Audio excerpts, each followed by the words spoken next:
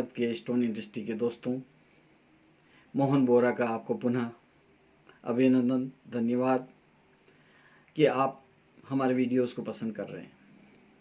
दोस्तों, हम आज एक विशेष विषय पर बात करना चाहेंगे।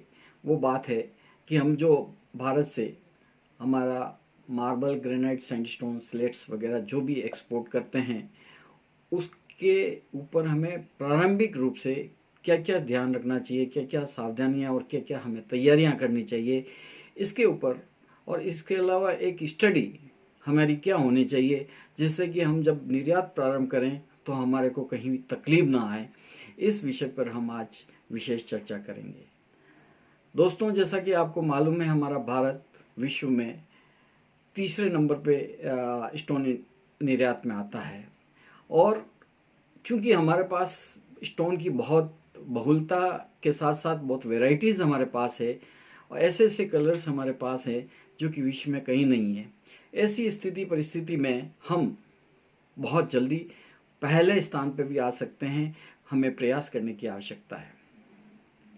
दोस्तों, हम जब कोई भी निर्यात प्रक्रिया और हमारी सोचें कि हम निर्यात करना चाहते हैं, उससे पहले हमें ये ध्यान रखना चाहिए कि सबसे पहले हमारे को ये स्टडी करनी चाहिए कि हमारे देश की जो निर्यात पॉलिसी है, एक्सपोर्ट पॉलिसी जो है, उसके ऊपर हम पूरी स्टडी करें, गहनता से उसको समझें कि हमारे यहाँ पे जो हम माल एक्सपोर्ट करेंगे उसके प्रोसीजर्स क्या क्या रहेंगे।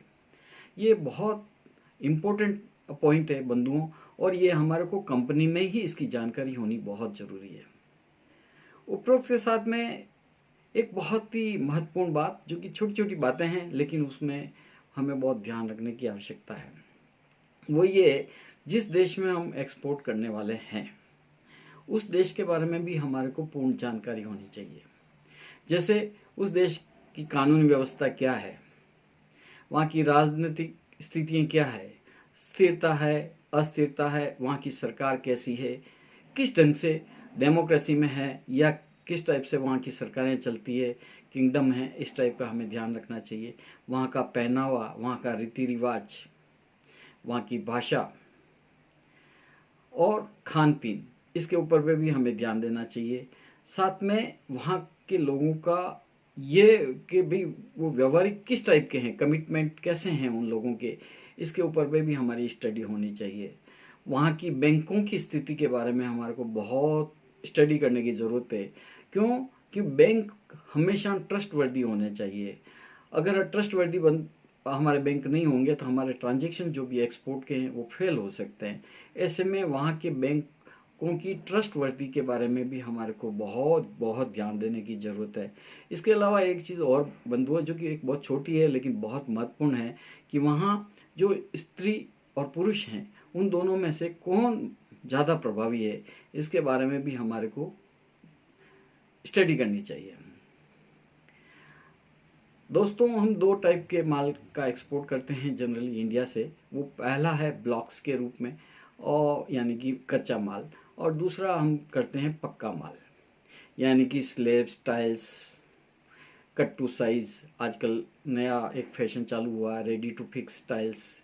इसके अलावा अलग अलग फिनिशेस में माल जो कि रिक्वायरमेंट होती है, वैसे ही रिक्वायरमेंट के अनुसार जो फिनिशेस माल होती है अलग अलग प्रकार की, वो फिनिशेस में माल हम देते हैं, कोबल्स, पेबल्स।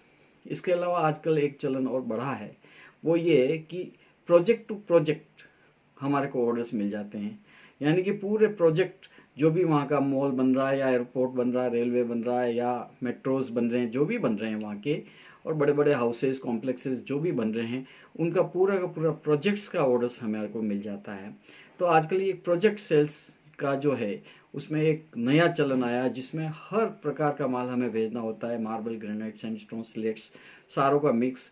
उसके अलावा कट टू साइज, कहाँ कौन सी चीज़ फिट होगी, सिल्स कैसी फिट होगी, कोबल्स कहाँ फिट होंगे, लैंडस्केपिंग कैसी होगी, इसके ऊपर पूरा को पूरा हमारे को ध्यान रखना पड़ता है। एक्यूरेट और सही माल हमारे को भेजना पड़ता है, क्योंकि जब प्रोजेक्ट्स की बात आती है और उसको सही समय पे भी हमारे को पूर्ण करना पड़ता है, ऐसे में हमारे को इस चीज़ का बहुत बहुत ध्यान रखने की ज़रूरत है।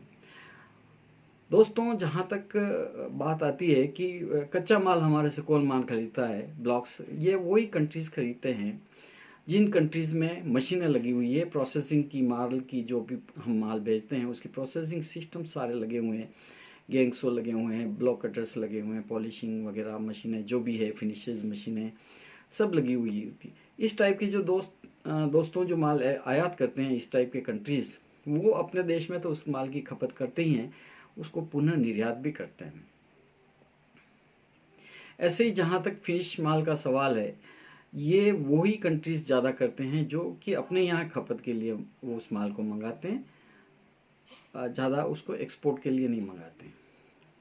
इसमें अब अगर हम ये बात करें कि इसमें से मुख्य जो लिस्टिंग जो माल आ रही है कि कौन कौन से माल हमारा कच्चा माल जो आयात करते हैं उनमें से कौन कौन से देश है, उसमें से अगर हम लिस्टिंग करें तो सबसे पहले जो नाम आता है वो आता है China, Taiwan, Japan, Spain, Italy, Iran, Egypt, Lebanon. इस टाइप के जो कंट्रीज़ हैं वो हमारा माल आयात करते हैं, ब्लॉक्स। उसी ढंग से जो पक्का माल, जो slabs, tiles, ready to fix, इस टाइप का जो माल हमारे से इंपोर्ट करते हैं, उनमें से मुख्य नाम जो कंट्रीज़ हैं उनका नाम है America, Germany, France, Belgium, Austria, दक्षिण Korea, South Arabia, Hong Kong, UK, Japan. ये हमारे कुछ मुख्य कंट्रीज़ हैं जो कि हमारे से माल आयात करते हैं। इसके साथ में कुछ अन्य कंट्रीज़ भी हमारे यहाँ से जो माल आयात करते हैं, उनमें से मुख्य जो हैं वो हैं Russia, Jordan, Kuwait, Algeria, Mexico, Morocco, Kazakhstan, Venezuela, Azerbaijan, North Caledonia, Togo, Ecuador, Chile, Argentina, New Zealand आदि। ये कंट्रीज़ भी हमारे यहाँ से काफ़ी माल आयात करते हैं।